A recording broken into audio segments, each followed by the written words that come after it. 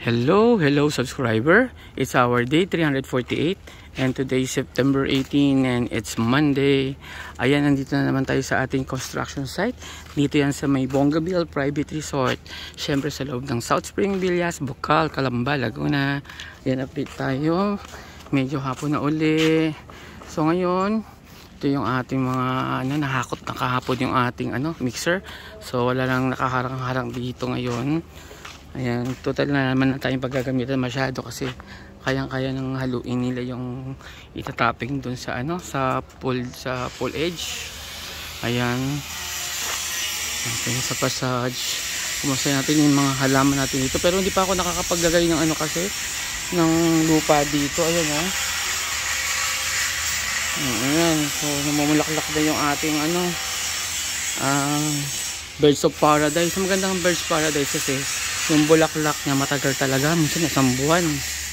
Ito, nagtarim na ng halaman ng ating kapitbahay dito. Kaya may mga bagong sibol na siya, pero hindi pa natin naasikaso. Ito yung bibigay sa atin ni mama ni Jeff.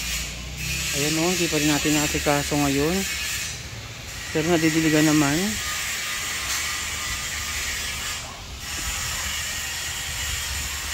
Ayan, update na tayo dun sa loob. Kasi TikTok, napapabedi dito mga TikTok. Ito parang Dalmatian to, hindi ko alam kung galis ba to, talagang naaagdas lang talaga yung mga niya. Pagdadalawa na lang yung tuta niya, namatay na siguro yung iba. Yan, nakanito na yung mga semento natin. Sabi sa akin ni Buti kanina, mixture lang daw namin yung pebbles 1:1, isang semento, isang sakong semento, isang pebbles para daw maganda yung kalalabasan. Sa nga makuha namin yung texture na gusto ko. Kasi ini-imagine ko na parang siksik na siksik. Ayan, yun okay na yung inulit nila dito na na nakakurba. Ngayon wala na siyang kurba. Ayan, diretso na siya. Tapos yun, nagpahabol ako ngayon. Since magbubuhos naman kami dito, at nakita ko yung space na to, dati naisip ko to lagyan ng paso. Ikaso nga baka delikado lagyan ng paso, baka mahulog dun sa tubig. Pero since naman magbubuhos naman kami dito, pinahabol ko na dito yung planter box sa kabilang sulok nitong ating fountain wall. Maglalagay ako ng planter box dyan para medyo bongga-bongga yung dating dyan. Medyo may halaman dyan na ilalagay. Ayan, tapos magpaabang na din ako ng pailaw na parang spotlight mula sa ilalim. Tapos ayan, nabutasan na rin nila yung dadaanan ng mga LED. Kasi may LED dito sa may bandang event dito sa sahig. Tapos may LED din dyan sa may pool area. So mangyayari, papasok dyan yung LED na galing sa pool. Dito naman manggagaling yung sa labas. So pasok lahat sila doon. Pati doon sa kabilang sulok, doon kabilang side. Ayun, may butas din doon. Ayun. Yan, dyan naman papasok yung ibang LED pagka kinapos tayo. Tapos yan dito makikita-kita. Yan. Tapos yan, kahapon, initial piping. Kulang-kulang naman yung mga nagpahabol ako kay Boss Jeff ngayon ng mga coupling para madugtong ko. Tapos yan, dito ko ilalagay yung mga pipes, mga pump namin dito sa taas. Hilera ko dyan. So, dyan ko na siya a-assemble. Ako na mag-a-assemble mamaya. Tapos iaakit ko na rin dito doon sa storage area. Para may karoon na kami ng tubig at hindi kami ikid papapagod na ako. Ayan. So, ito may tansi na rin kami nilagay. Ito yung taas ng magiging buhos namin. Ayan. So, medyo mataas pa rin yung kalalabasan niya, pero at least mas na. Ang kinagandahan naman, lumalim-lalim yung pool ng konti. Ayan. Kaya mataas dito kasi inahabol namin yung hindi kasi level mababa. Mataas talaga yung gawa ng kontraktor ng una doon kaysa dito. Parang pabagsak dito yung So ngayon inahabol namin para mag-even siya. Ayan. Tingnan natin si tatay bago tayo pumunta dito. Tingnan natin si tatay dito sa taas. At inaayos niya yung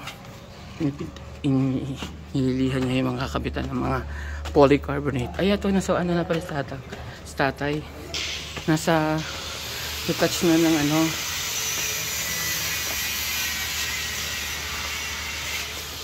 Hindi pa natin igugo yung isang pintor tayo, no? Wag muna, no? Pagkatapos na yung buhos, no? Tapos na po. O kasi ano eh. Madudumihan lang uli na naman, no? Paulit-ulit lang tayo, tay. So hindi na, wala. Hindi na ako na lang ata dito. Kaso senior din niya yung ano, no? Yung isang pintor. Ang dalawa na yung senior natin. Maganda talaga pag pintor ka pala na ano, kasi kahit senior. Pero pag labor ka, tapos senior na, wala na. Oo. Dapat talagang maganda pinipili na ano, career. Career ba tawag doon ng expertise ba? Ayan, pintor, electrician, pwede senior yan, di ba? Oo, yung mga labor lang. Kaya dapat itong mga ito magpalit na ng ano, porte. Hindi na sila mag, ano, samason sa labor. Ano na sila? Pintor, electrician. Isa tayo 60 plus na, oh. Yun lang, pagka pasmado tayo, no? Yun lang, no? Mahirap. Saka pag lumabo ang mata. Buti matino kayo ng mga panahon na yun tayo, no? Walang naging epekto. Kasi kung pala inom sa kapag, pala ano si tatay, nakawala na. Maka nanginginig na yung kamay, no? Minsan na, nanginginig pag nag-iiyak. Kasi gamit yung grinder, no? Pero pagtapos ng ganun, dapat wala mo na kayong ligo-ligo, gasugas, no? Walang ganun. Talagang pahinga. Ang ganda ng korte ng puno, para siyang naka-heart ng ano, Korean, para naka siya. Parang ganyan ang dating, oh, di ba? Oh. Kasi bilang ko din ng lantern yan para maganda sa gabi, no tayo, no? Oh, para pag may view. Para maganda pagka-upo nila dito. Tapos lagyan ko ng ano sa labas, to. Yan ba tayo yung damo na hindi naalagaan? Bermuda, no? Kasi pag nauna yung Bermuda, hindi natutubo yung malalaking damo na yan, eh, no? Yan, dapat Bermuda ang itanim namin dito para ano, maunahan yan, hindi ganyan ka, pagdamo kasi mga talahay, pantataas. Kaya dapat bilhan ko ng Bermuda, o kaya Carabao, ano. O kaya yung peanut, ano yun, yung namumulaklak? Peanut grass? Oo, peanut grass, maganda rin yan, hindi rin tumutubo dun yung ano, no? Yung damo. Tapos pwede mo pakainin yung bulaklak. Yung anong sir, yung nahanap yung alaman, meron dyan, nakita ko. Sa kabila? Anong alam nyo tayo? Sabi mong parang saging yung bunga. Oo, meron siya? Sa likod lang ba, tinali lang. Ano lang. Nakita. Kaso ko, konti lang yung sibihin. Dami yun. Yung peanut grass tayo, no, hindi rin na ano ng ahas yun, di ba? Takot din ahas dun eh. Parang alam ko ganun eh. Mga sawa-sawa dyan, no? Dapat talaga yan. Yung peanut grass ang mura lang yata yun. Mamumuhunan ako pa unti-unti. Tutusukan ko yan. Para yung mga bako, hindi ko na kailangan pantayin pa. Natatakpan niya yung, ito na yung mga gangster, oh. Daming gangster, oh. Ayan, pagkagabi. Nakakatakot dumaan dito. Kasi pag humabol yan sa'yo, nagbabike ka, Diyos ko Lord. Kaya i-ready ko na yung pag-injection kasi mukhang ako sisingilin ng mga tao dito pag nakakagat yan. Sasabihin sa akin yung mga aso. Oo, hindi mo naman pwedeng itanggi kasi yung kumakain sa'yo. Ayan. So dito na tayo. Ay, ito na pala. Ngayon napinturahan na ni tatay itong ano. Tayo pa na itong side nito, no? Parang basketball court na, di ba? Hindi dyan? O, yan o. Waterproofing yan. Tapos ang kintab parang basketball court. Tapos light lang. Kasi pag medyo dark, natutuwa yung mga lamok nakatira doon. Ito na yung building natin. Parang kahapon todo bukas tong bintana ngayon. O. Parang may gumagalaw niya. Ayan. Ang ganda tuloy. Yung sa loob tayo, ganyan di pa pintura nun? Hindi po. Diba? Ako dahil pala ganyan pala, no? Ha? Yung sa kwan lang, yung sa flooring. Hindi, yung doon sa taas na may parang ano, lalagyan ko ng mga pump. Ganyan di pintura, hindi? Hindi po, yung waterproofing natin. Waterproofing lang? O, sige, pwede nun. Pero may sobra pa tayo dito sa taas. Ay, siguro maganda yung pahid yan, no? Yung pahid yung po dyan sa kwan. Pwede, no? O, yan tayo papatan na natin. Parang maganda eh, oh. Malinis tignan? Oo. Ang ganda ng side ko. Ang ganda talaga niya, kinis-kinis, oh. Tapos ang ganda niya tignan sa taas, hindi masyadong dugyot.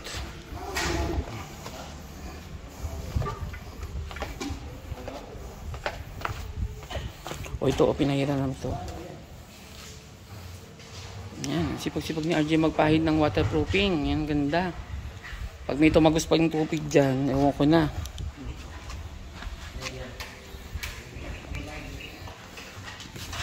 O, tapos itong atin namang project na ano, DI lifter. Ayan. Medyo konting-konting kembot na lang to. At mapapagana na namin kung obra o hindi. Pag hindi to umobra, bali wala ang gawa namin. Magiging ano lang siya, ditusok lang. No, magiging ditusok siya pag di umandar ang motor. Opo. Ayan. Pero mukhang andar naman yan.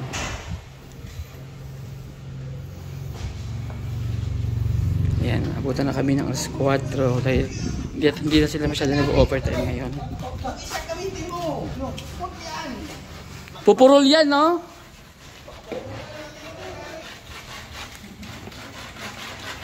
Pero ang cute ng lagari yan, liit-liit.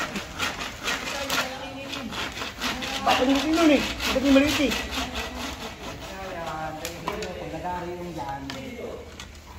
Gagalit na si ano. Kumbaga si ano siya yung acting foreman, acting foreman. Ipopromote na ni architect yan si ano eh. Butoy. Si Butoy magiging foreman. Architect. O pwede na i-promote to, pasado na to. Sa ano lang pala siya, pag sa welding lang pala siya magsalita. Pero pag mga ganitong mga may sundri sa mga ayan, nagagalit siya na O yan, architect, pwede na i-promote. Ito next project, foreman.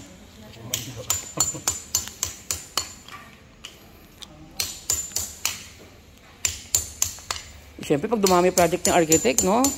In God's name, pag dumami yun, ako, hindi mamumblema sa architect sa mga foreman, di ba? Mga candidate natin sa foreman. Si Tatang. Oo, si Tatang naman, magiging supervisor na. Katuloy kasi ka. Oo, saka custodian, di ba? Tagabantay ng mga gamit. Kasi hindi natutulog to eh. Mag-iinahit pa rin ito. Depende lang ito. Iangat lang. Depende lang ito. Parang si Badong yan eh. Di, sisquatin mo lang ng yan promo nga. O, di ba? Pag ganito mga trabaho si Butoy talaga nagbo-voice out.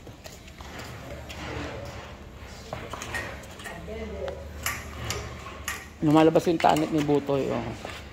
O baka lang, masaya lang siya dahil kakauwi lang din niya ng mga nakaraan. Ay, uwi ka na naman ulit? Ito kailan? Ano meron? Mimiss mo lang? Kaya sikasuhin lang na. Konti. Oo. Magpapa-check up kung nag-positive na o hindi, no? Good success. Wala yun. Ah, wala ba? Hindi nagdagdag? Akala mo magpapadagdagan ng mga scholar.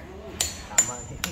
O, balang araw, mali mo yun na mag-aangat sa'yo makakatulong, di ba? Bigyan ka ng Baka magkaroon pa ng hold upper. Diyos ko, o sa bagay. Baka maging hold, imbis na magpabuhay sa'yo, maging Kasi hindi na kaya pag-arali pag sabay-sabay na, no? Mahaagwat, ang laki na di ba? Pwede na sundan. Ang agwat naman talaga dapat mga 5 to 10, di ba? Ayan, magkasunod. Magkasunod eh. Nanabig ka agad eh. O, pero ito ngayon, pwede na, no?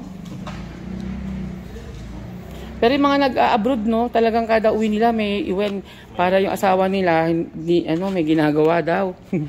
Hindi nakakalakawatsa. Nag-iiwan ng punla. Kada uuwi. Ayan, ito na nilagyan namin ng form buo, ng planter box. Ayan, parang ito yung dalawang ganito yung taas niya. Ayan, hanggang dito. Ayan, ang alala ko lang, baka mamaya, yung mga ibang mga bagets-bagets dito, gawing hawakan to, kaya pinaasan ko, para hindi nila sabitan ng kamay, para umakyat dito, di ba? O gagawin nila, hahawak sila dyan, so baka mamaya mabasag. So, sabi ko, full weld na lang nila dito, saka support dito, para matibay talaga. Yung pinaka, niya, yung forma, yung pinaka pader niya. Kahit buhos yun, dapat may mga reinforcement talaga na bakal. Kesa naman yung pasulang, di ba? O mamaya may mga uod pa doon. At siya talagang built-in na siya.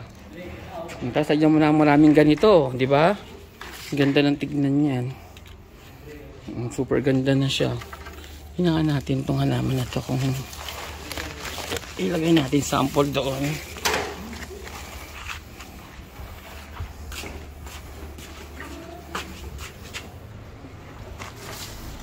Yan, parang ganyan mangyayari, oh.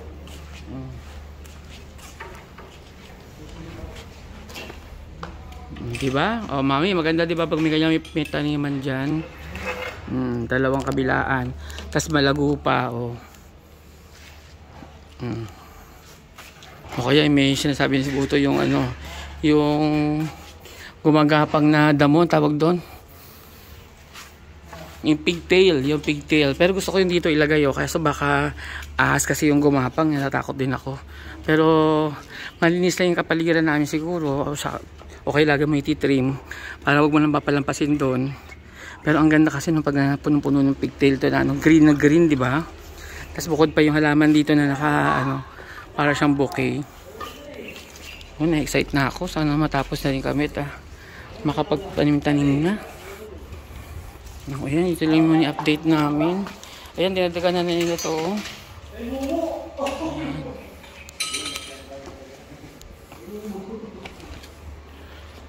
Ay, nako.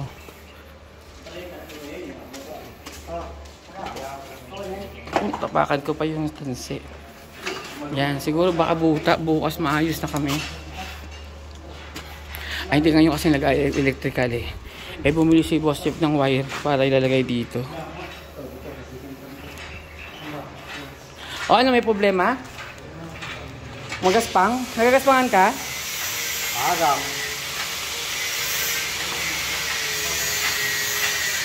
Ay, sa makina. Sa makina? Try natin sa makina dito. Gusto mo ikabit? Kung iikot. Okay, sige, kunin ko. Ayun. Kunin ko lang yung wiring niya.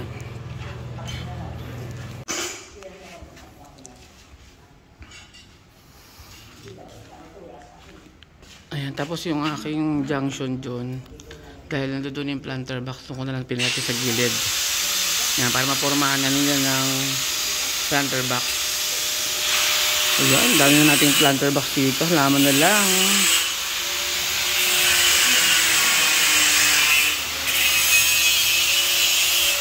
Tapos ayan, tinetesting namin kanina yung aking motor. So, hindi ko alam kung nasira siya. Kasi ang nangyari, nakakabit siya dyan. Tapos habang nag-welding kami, may mga wire-wire. Baka pag nasukan siya na mataas na amperahe. So, hindi ko pa alam. Check ko ito mamaya. Pero 300 pesos lang naman yung ating motor. Pero dapat ganyan pa rin mabili ko.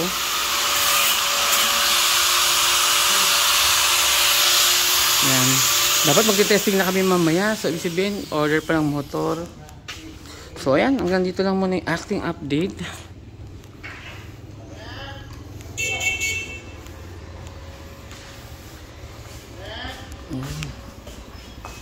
At yun, see you na lang hanggang bukas siguro. So mga sa hindi pa nagsasubscribe dyan, baka naman, para madagdagan naman tayo. At syempre, don't forget to click the notification bell para ma-update kayo sa aming channel na Bong and Jeff. Lalong-lalo na masubaybayan nyo hanggang sa matapos yung aming resort na Bongabel Private Resort. Dito yan sa may South Spring Villas, Bocal, Calamba, Laguna. Ayun, hanggang dito na lang. Bye-bye!